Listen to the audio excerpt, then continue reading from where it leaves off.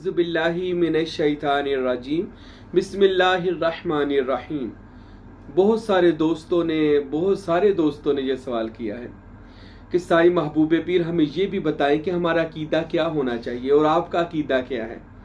ہمارا عقیدہ کیا ہونا چاہیے کہ آپ تصور مرشد کرنے والے ہیں، آپ اولیاء اللہ کی صوفیزم کا سلسلہ چلا رہے ہیں، تصور اسم محمد صلی اللہ علیہ وسلم، تصور اسم اللہ ذات کی تبلیغ کرنے والے صوفیزم کو چلاتے ہیں، تصوف پر بیان دیتے ہیں۔ آپ کا بھی کوئی ذاتی مشاہدہ ہوگا، کوئی باطنی معاملہ ہوگا کہ ہم کس جماعت میں ہوں، کس عقیدے پر ہوں، تو آپ بھی کچھ ارشاد فرما دیں۔ تو میں وہی بات کروں گا جو قرآن اور حدیث اہل بیت و صحابہ اور اولیاء اللہ سے ہے، اور وہی باتیں کروں گا جو ان قرآن و حدیث سے ہے اور کچھ ذاتی اس فقیر کے مشاہدات ہیں۔ آج میں اس کو بیان کروں گا تاکہ پتہ چل جائے میرا اور آپ کا عقیدہ۔ میں مختصر سا بس بیان کرتا جاؤں گا، لیکن قرآن اور حدیث سے بیان کروں گا، لمبی بحثیں نہیں کروں گا۔ جو بندہ لمبی بحثیں کرتا ہے، یاد رکھیں نہ قرآن پر بحث ہو سکتی ہے نہ نبی کی ذات پر بحث ہو سکتی ہے۔ یہ نبی پاک صاحب لولاک محمد رسول اللہ صلی اللہ علیہ وسلم کے بارے میں بحث کرنا جاہلیت کی اخیر ہے، جو رسالت مآب کی ذات پر بحث کرتا ہے۔ میں قصہ مختصر بیان کروں گا، ہمارا کیا عقیدہ ہے، ہمارا عقیدہ کیا ہونا چاہیے۔ تو سنیں، سب سے پہلے تو ہمارا توحید پر عقیدہ کیا ہے۔ ہم اہل سنت الجماعت، اولیاء اللہ اور صوفیزم کو ماننے والے، ہمارا عقیدہ یہ ہے کہ توحید باری تعالیٰ یہ ہے کہ اللہ تعالیٰ ایک ہے، وحدہ لا شریک ہے، نہ اس کا باپ ہے، نہ اس کا بیٹا، نہ اولاد، نہ کوئی اس کا رشتہ دار، اکیلا تنہا پوری کائنات کا خالق و مالک و رازق و مشکل کشا اللہ ہے۔ تمام جہان کی صفات اس اللہ ہی کے لیے ہے۔ اللہ رب العالمین جل شانہ وحدہ لا شریک پوری کائنات کا مالک و خالق و رازق ہے۔ تو یہ اللہ تعالیٰ کے لیے ہمارا سب کا عقیدہ ہے کہ وہ واحد ہے، وہ وحدت میں رہا اور اس نے اپنی وحدت سے کثرت کی طرف شان نزول کیا۔ اس نے وحدت سے کثرت، اور سب سے پہلی کثرت اس کی جناب محمد الرسول اللہ صلی اللہ علیہ وسلم۔ وہ وحدت سے کثرت میں بھی اپنا شان نزول کر کے وہ پھر بھی اس کی شان یہ ہے کہ وہ ایک ہی وحدہ لا شریک ہے۔ وہ قدیم ہے، وہ حادث نہیں۔ جو بھی اب بعد میں وہ ذات اپنی شان نزول کرے گی، یعنی محمد الرسول اللہ، اس کے بعد انبیاء، ارواح انبیاء کی، صالحین کی، اس کے بعد مقام اجسام، اشکال، اور پھر یہ ساری کائنات، یہ جتنی بھی ہے اسی وحدہ لا شریک جل شانہ کے جلوے بکھرے ہوئے ہیں، اس کی صفاتیں بکھری ہوئی ہیں۔ وہ تمام کے اندر اللہ نور السماوات والارض، وہ ذرے ذرے کا نور ہو کر ہر ایک میں سما کر بھی وہ پھر بھی ایک ذات وحدہ لا شریک ہے۔ اس کی ذات میں پھر بھی شرکت نہیں ہو سکتی، یعنی اس نے اپنا غیر پیدا ہی نہیں کیا۔ یہ غیر اللہ کی رٹ ہی مک جاتی ہے جب کوئی اس آیہ مبارکہ کو پڑھتا ہے کہ اللہ نور السماوات والارض، خدا زمین اور آسمانوں کا نور ہے۔ پھر فرمایا، خدا تعالیٰ نے فرمایا وَلِلَّهُ مِيرَاثُ السَّمَاوَاتِ وَالْأَرْضِ، اسی کا ہے زمین اور آسمان میں جو کچھ ہے اسی کا ہے، غیر اللہ کی کوئی گنجائش باقی نہ رہی، کوئی چیز کی غیر اللہ کی حقیقت نہ رہی۔ تو خدا کا عقیدہ ہمارے نزدیک یہ ہے کہ وہ ایک ہو کر ہر میں اس کا نور سمایا ہوا ہے، پھر بھی وہ ایک وحدہ لا شریک اللہ ہے۔ ہر میں اسی کے جلوے ہیں، اسی کی صفات ہے، اسی کا نور ہے، اسی کی تسبیح ہے۔ ہاں، قرآن فرماتا ہے یسبح لہ ما فی السماوات و ما فی الارض، جو کچھ زمینوں اور آسمانوں میں ہے سب اللہ ہی کی نماز پڑھ رہا ہے، یعنی نماز میں نہیں، اللہ کی تسبیح کر رہا، ذکر کر رہا ہے۔ تو ہر چیز خدا کی حمد میں ہے۔ تو یہ ہمارا اللہ رب العالمین جل شانہ، وہ وحدہ لا شریک، وہ جو ہر میں جس کی صفات موجود ہیں، لیکن وہ ذات باری تعالیٰ اکیلا تنہا پوری کائنات کا مالک۔ ہمارا عقیدہ نبی محترم احمد مجتبی جناب محمد الرسول اللہ صلی اللہ علیہ وآلہ وسلم کے بارے میں یہ ہے کہ اللہ تعالیٰ نے سب سے پہلے اپنے نور میں سے نور محمدی پیدا کیا۔ یہ اس کا مطلب یہ نہیں لوگ لے لیتے یہ اللہ کے نور سے تو پھر تو وہ اللہ کی اولاد ہو گئی یا اللہ سے۔ اور میرے بھائی یہاں سے مراد یہ ہوتا ہے کہ نور من نور اللہ، پوری کائنات ہی اللہ کے نور سے پیدا کی گئی ہے۔ پوری کائنات میں اسی کا نور ہے، اسی کا جو بنائی گئی ہے چیز، اس نے باہر سے کوئی چیز نہیں وہ لے کر آیا، وہ اپنی ذات سے چیزوں کو نکالتا تھا اور اللہ بنائی جاتا تھا، کیونکہ اللہ کے سوا کوئی غیر چیز موجود تھی ہی نہیں۔ یا تو کہ باہر سے چیز اللہ لے کر آیا ہونا تو پھر ہم کہہ دیں اللہ نے فلاں جگہ سے چیز منگائی، کہاں سے منگائے گا؟ وسع کرسیہ السماوات والارض، اللہ تعالیٰ تو زمین و آسمان کو گھیر کر بیٹھا ہوا ہے، ہر کائنات کو اس نے اپنی مٹھی میں، قدرت کی مٹھی میں کیا ہوا ہے، تو پھر اللہ تعالیٰ کہاں سے؟ وہ اپنے آپ سے جلوہ پیدا کرتا ہے، نور پیدا کرتا ہے۔ تو سب سے پہلے جو خدا تعالیٰ کا محبوب اللہ کا نور پیدا ہوا تو وہ جناب محمد مصطفیٰ صلی اللہ علیہ وآلہ وسلم، جو خالصاً اللہ کے نور سے، بلکہ نور من نور اللہ سے، اور پھر لباد بشریت میں زمین پر تشریف لائے۔ ہے اللہ کا نور لیکن لباد بشری میں دنیا میں تشریف لائے، لیکن انسانوں میں آ کر انسانوں سے بالا تر ہیں۔ ہم جیسے انسان ہرگز نہیں ہیں، وہ انسانوں میں رہ کر خیر البشر ہیں، انسانوں سے بھی افضل و اعلیٰ ہیں، کیونکہ ان میں وہ معجزانہ عادات ہیں جو کسی عام انسان میں ہرگز نہیں ہو سکتی۔ یعنی پلک جھپکنے سے پہلے جسم کے ساتھ آسمانوں پر جانا یہ انسان کے لیے ناممکن ہے۔ حضرت رسول خدا صاحب لولاک صلی اللہ علیہ وسلم کا جسم ان کے اسم میں تھا، یعنی اللہ کے اسم میں، اور یہ نور اور جسم دونوں ملے تھے تو اللہ تعالیٰ کی پاور ان میں رسول خدا میں پیدا ہوئی، جس سے وہ معجزات و کرامات اور زمین و آسمان کی پلک جھپکنے سے پہلے سیر کرتے ہیں۔ رسول اللہ صلی اللہ علیہ وسلم کو اللہ نے خاتم النبیین بنایا، یعنی حضور کے بعد کسی نبی کے آنے کی کوئی گنجائش باقی نہیں رہی۔ حضور علیہ السلام وہ واحد رہنما ہیں کہ جن کی رہنمائی کے بعد کسی کی رہنمائی کی ضرورت، ویسی نبوت والی ضرورت نہیں رہی۔ تو رسول خدا آخری نبی ہیں۔ اب ان کے بعد نہ کوئی ذلی، نہ کوئی بروزی، نہ کوئی عکسی، نہ کوئی مجازی، تو نہ کوئی حقیقت، کسی طرح کا کوئی نبی رسالت مآب کے بعد نہیں آ سکتا۔ یہ ہمارا عقیدہ ہے۔ رسول خدا کو اللہ تعالیٰ نے عالم الغیب بنایا ہے، اللہ نے رسول خدا کو ہر چیز کی خبر عطا فرمائی ہے۔ قرآن مجید میں بہت لوگ نا مجھے یہ آیت سناتے ہیں کہ نبی پاک فرماتے ہیں مجھے نہیں پتا کل میرے ساتھ کیا ہوگا، تو میں غیب کی خبر نہیں جانتا۔ یہاں پر رسول خدا نے اپنی عاجزی بیان کی ہے۔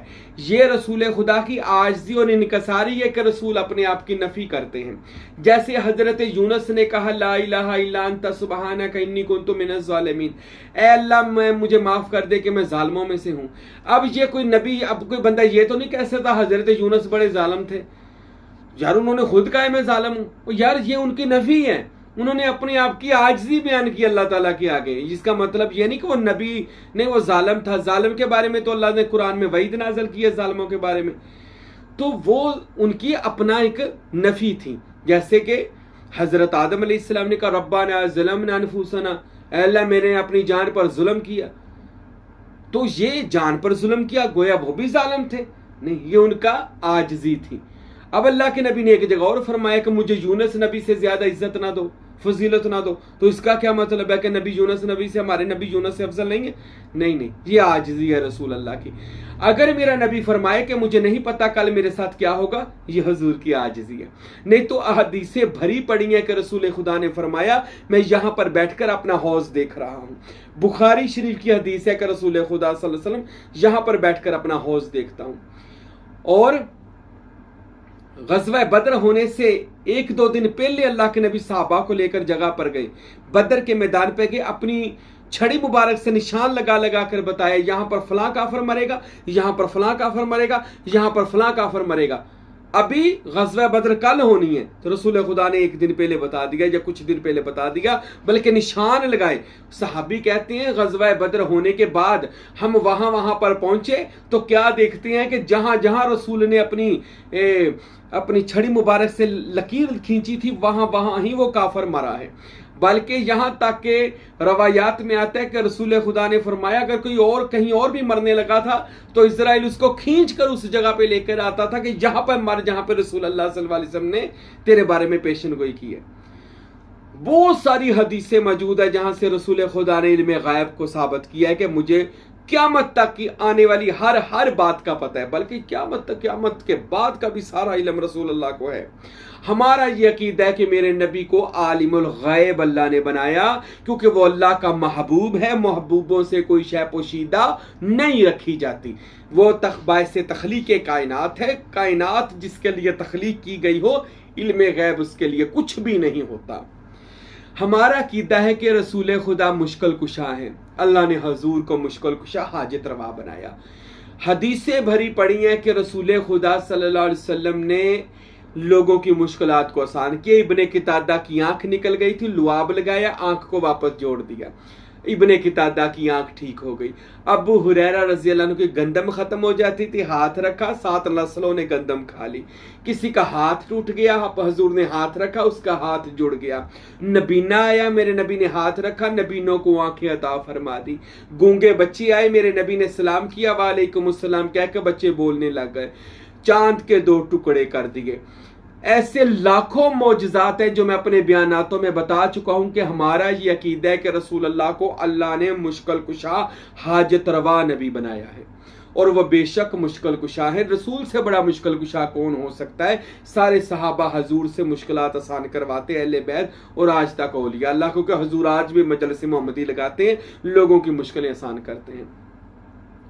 ہمارا یہ عقیدہ ہے کہ رسول خدا صلی اللہ علیہ وسلم دنیا سے ظاہری پردہ کرنے کے بعد بھی زندہ ہیں۔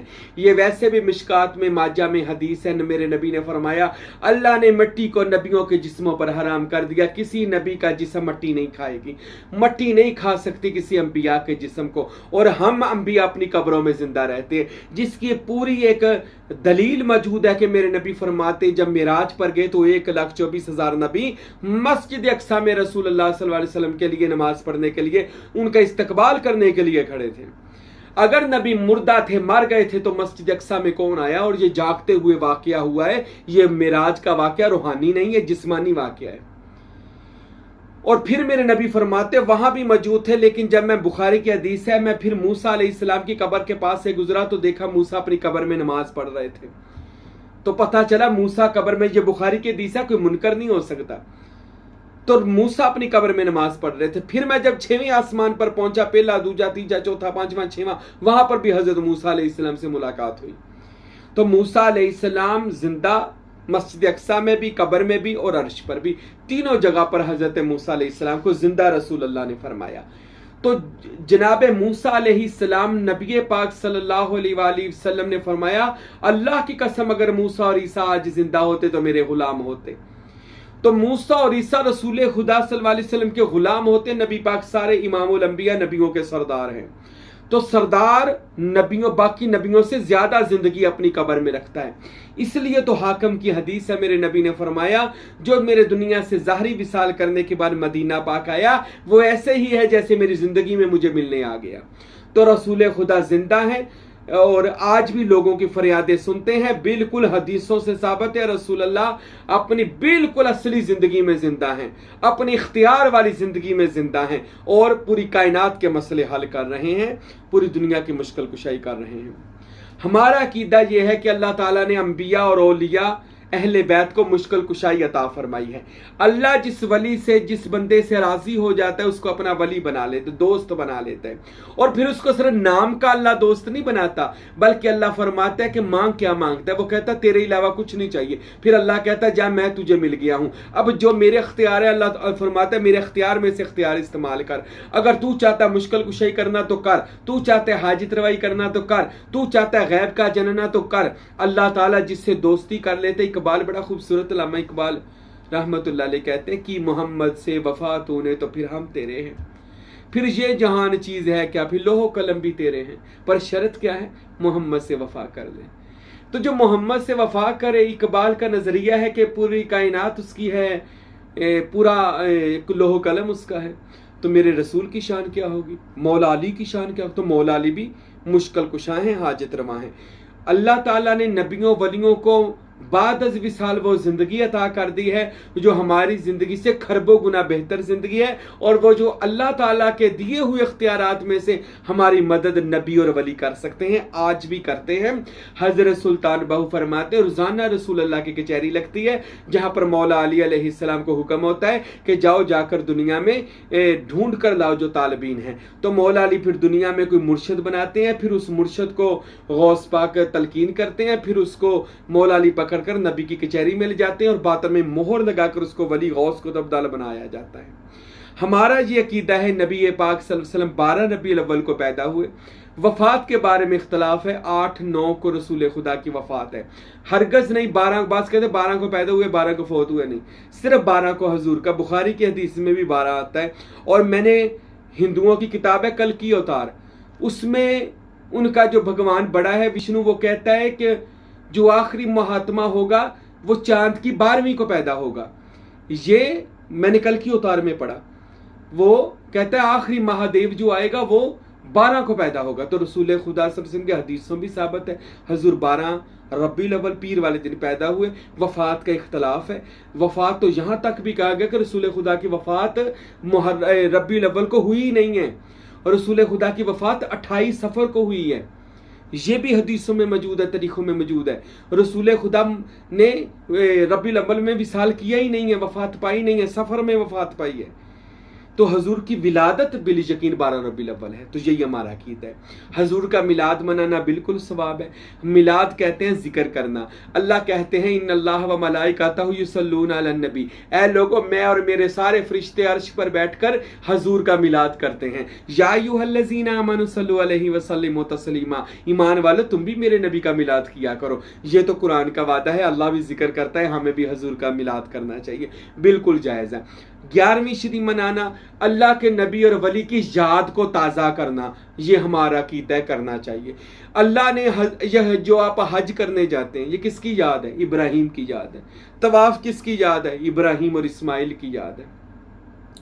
وہ صفا مروہ کی پہاڑیاں وہ کوئی عبادت ہے؟ عبادت تو وہ ہوتی ہے نفل پڑھو، قرآن پڑھو، یہ کیا عبادت ہے؟ دوڑانا ہی جو آگے، ہاں یہ دوڑانا بھی عبادت تھا؟ وہ اس لیے عبادت ہے، اللہ کی محبوب ولیہ تھی وہ جو ہاجرہ، نبی نہیں تھی ولی تھی، وہ ولی وہاں پہ دوڑی، اللہ کو اس کی وہ دوڑنے کی ادا اتنی پسند آئی کہ وہ اسماعیل کے لیے پانی لے کر بھاگ رہی تھی، اسماعیل کے پانی کی خاطر اللہ نے اس کی یاد کو تازہ کر دیا، کہا ہر سال جب حج کرو گے تو تم نے بھی جا کے دوڑنا ہے۔ نبیوں ولیوں کی عادات کو اللہ محفوظ کرتا ہے اور کرنے کا حکم دیتا ہے۔ یہ جو فجر پڑھتے ہیں، حضرت آدم اور حوا جس دن ملے تھے 2 نفل شکرانے کے، بڑے کہ شکرہ یا اللہ خوشی میں 2 نفل پڑھے، اللہ نے ملاقات کروائی ہوئی تھی۔ اسی طرح یہ جو ہم ظہر پڑھتے ہیں 4 رکعتیں پڑھتے ہیں، یہ 4 رکعتیں اس دن ہوئی تھی جس دن حضرت اللہ تعالیٰ نے اسماعیل اور ابراہیم کی قربانی کو قبول شکرانے کے 4 نفل ادا کیے۔ اور اسی طرح جو عصر کی نماز تھی، یہ بھی حضرت موسیٰ علیہ السلام کو نجات ملی تو انہوں نے عصر کی نماز کو قائم کر دیا، شکرانے میں یہ 4 نفل ادا کر دیے۔ یہ جو مغرب کی نمازیں 3 ہم پڑھتے ہیں، یہ بھی شکر کی نمازیں ہیں، یہ نبیوں کی یادوں کو سنبھالا ہوا ہے، اللہ تعالیٰ نے کہا ان کی یادوں کو سنبھال کے رکھو۔ حضرت ایوب نبی بیمار تھے، جب بیماری سے اللہ تعالیٰ نے شفا دی تو شکرانے کے نفل، اللہ خوشی کے نفل پڑھے۔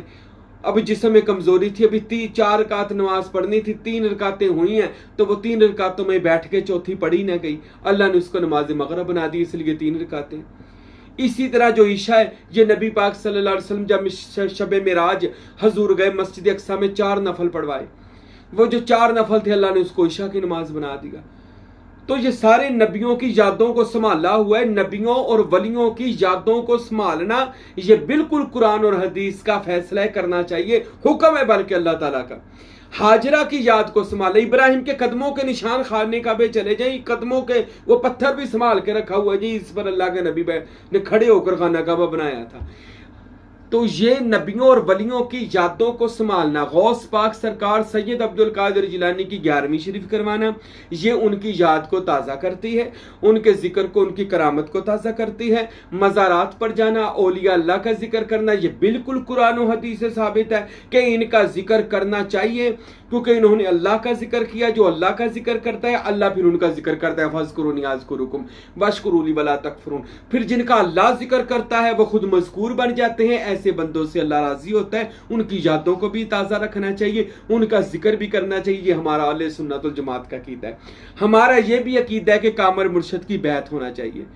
جو بیعت آج کہتے ہیں جی خلفاء کی بیعت کے بارے میں, جو نبی پاک صلی اللہ علیہ وسلم کی بخاری کے حدیث ہے کہ جو کسی کی بیعت کے بغیر مر گیا وہ جاہلیت کی بیعت مر گیا, وہ جاہلیت کی موت مرا. یہ بخاری اور مسلم کے حدیث ہیں.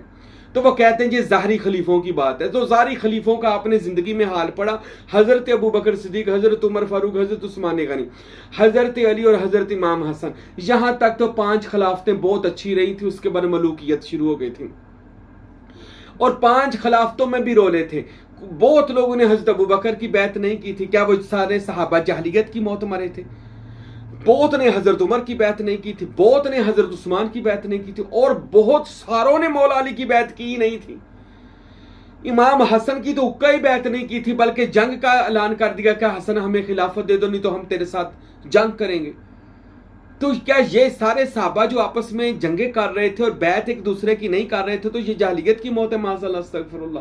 میں توبہ کرتا ہوں, صحابہ کو برا نہیں کہتا, لیکن یہ بیعت حقیقت میں کیا تھی؟ رسول خدا نے فرمایا تھا علیکم بسنتی و سنت الخلفاء الراشدین والمہدیین, جس کا مطلب یہ ہے جو فقراء اور صوفیاء اور جو اولیاء نے بتایا میرے بعد ان کا ترجمہ کریں ذرا. خلفاء کہتے ہیں میرے باطنی جانشین, جو جس کو میں مقام معرفت دوں, ان کی بیعت کر لینا, جو راشد ہدایت یافتہ ہوں, لوگوں کو رہنمائی کرنے والے ہوں, ان کی بیعت کر لینا.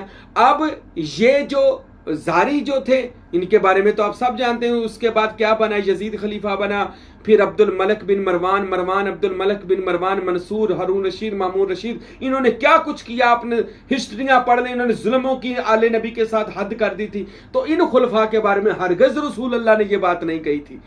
یہ تو سارے جو خلفاء ہوئے ہیں یہ جو بنو امیہ کے ہیں, انہوں نے تو بیڑا غرق اسلام کا کر دیا تھا. آج بھی اسلام میں بنو امیہ گھوم رہا ہے سارا. اصلی اسلام کہاں رہ گیا؟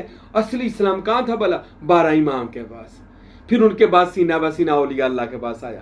ہمارا یہ عقیدہ ہے کہ اگر آپ بھی بچنا چاہتے ہیں فرقوں سے, ان رولوں سے, تو پھر وہ سینہ بسینہ والا اسلام جو اولیاء اللہ کے پاس آیا ہے ان کا بیعت ہو جائیں. اور رسول خدا کا حکم ہے کہ کسی کی بیعت کیے بغیر نہ مرنا, بیعت ہو جانا.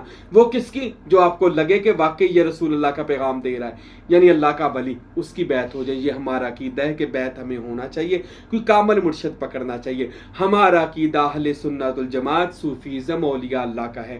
اگر مزید ہمارے عقیدے کے بارے میں جاننا چاہتے ہیں, نیٹ پر کتاب عرفان موجود ہے, حصہ اول حصہ دوم, اس کو پڑھیں اور لگاتار میرے بیانات کو سنیں کہ ہمارا پیغام کیا ہے. یہی جماعت حق اور سچ ہے, یہی جماعت صوفیاء اور اولیاء کی ہے جو سیدھی اللہ تک لے کر جائے گی. اللہ ہم سب کو صالحین کی اس جماعت میں داخل فرمائے. وما علینا الا البلاغ المبین.